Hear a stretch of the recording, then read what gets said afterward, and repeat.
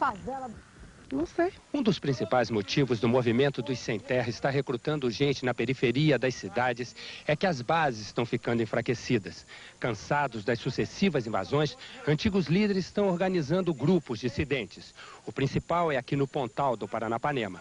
Os chefes eram homens de confiança de José Rainha. Coordenador do movimento no Pontal e sempre à frente das invasões, José Rainha teve este homem como braço direito. Com vários cursos sobre política patrocinados pelo movimento, Geraldo Oliveira, o Chiru, resolveu criar, junto com Pedro Antônio da Silva e Abel Freitas, o Grupo Esperança Viva. São 1.350 famílias que participaram do movimento dos Sem Terra desde o início do conflito no Pontal. 6 meses atrás, eles decidiram ficar com as terras que tinham sido ocupadas, criaram uma dissidência e começaram a produzir. São lotes ainda provisórios em 41 fazendas, negociadas pelo governo como área de reforma agrária. Você está sentado no definitivo, ele vem e intima você, que você tem que continuar ocupando terra. A rivalidade entre os grupos também é pelo dinheiro distribuído aos sem terra pelo governo. O Esperança Viva vem plantando, comprou carroças e animais. O movimento dos sem terra decidiu investir o repasse de R$2.800.000 mandados pelo INCRA em 50 tratores. E vive um problema. Como a maior parte da terra conquistada está com a dissidência, a maioria das máquinas fica parada ou é usada nas invasões. José Rainha, coordenador do Movimento Sem Terra no Pontal, diz que respeita qualquer organização que lute pela reforma agrária, mas acusa o grupo dissidente de ser manipulado pelo governo do estado. O Instituto de Terras do Estado de São Paulo diz que não entra na polêmica, porque essa é uma discussão que só interessa aos dois grupos. O governo dos Estados Unidos proíbe a venda de quase todos os tipos de armas e munição para o Paraguai. Somente espingardas de caça podem ser exportadas. A decisão é um golpe na rota de armas para o Brasil. Segundo o Ministério da Justiça, 70% das armas ilegais que chegam aqui vêm do Paraguai. A seguir, flagrante de venda ilegal de tickets de alimentação. Um negócio clandestino que movimenta mais de R$500 milhão por dia.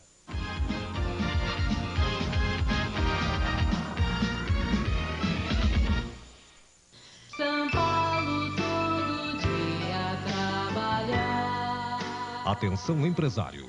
As entidades contábeis informam. Se você é sócio ou proprietário de uma empresa micro, pequena, média ou grande, você tem o dever de se recadastrar na Junta Comercial do Estado.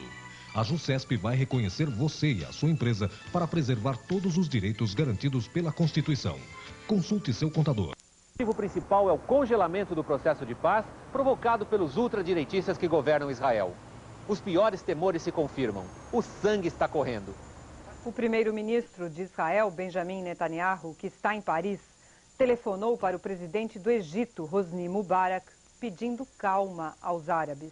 Descobertos milhares de títulos eleitorais falsos no estado do Rio de Janeiro. A investigação foi conduzida pela juíza Denise Frossard, a mesma que botou a cúpula do Jogo do Bicho na cadeia. O Jornal Nacional teve acesso ao dossiê que vai ser entregue amanhã ao desembargador Antônio Carlos Amorim, o presidente do Tribunal Regional Eleitoral.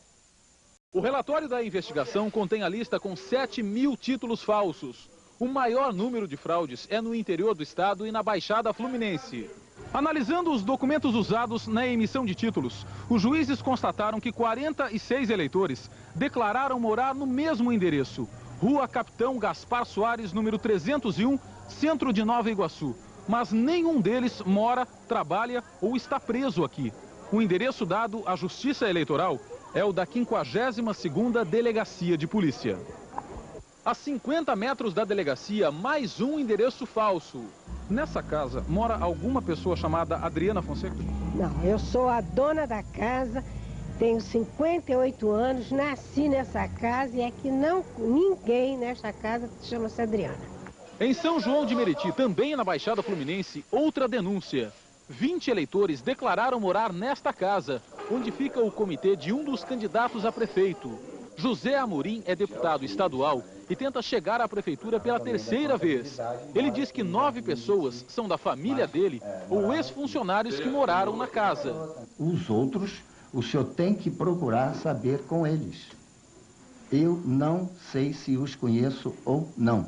A denúncia será entregue ao Ministério Público. A Justiça Eleitoral continua as investigações, porque acredita que o número de títulos falsos no estado pode ser ainda maior. A tendência de decisão eleitoral no primeiro turno em Fortaleza se confirma mais uma vez. A 7ª pesquisa Ibope Rede Globo mostra a liderança. Mas se quer bem, você pode escolher o médico e o laboratório. E o hospital, você escolhe pelo seu tipo de plano. Sem limites de diárias de internação e de consulta. O Rossi começou com 16%, cresceu até 18%, caiu, chegou a 8%. Recuperou 1 ponto, caiu novamente e está com 7%. José Serra tinha 18%, foi caindo até 9%. Recuperou-se, chegou a 14%, agora tem 15%. Luiz Erundina saiu com 28%, caiu para 16% e depois subiu. Há 2 pesquisas está com 21 pontos. Celso Pita começou com 14%, disparou até 45%, caiu, chegou a 38% e se mantém nos 38%. Em obediência à notificação da Justiça Eleitoral do Paraná, deixamos de apresentar hoje a 8ª rodada de pesquisa do Ibope sobre a eleição. O documento propõe que as ações que ainda pertencem ao governo sejam negociadas em leilão por preço de mercado.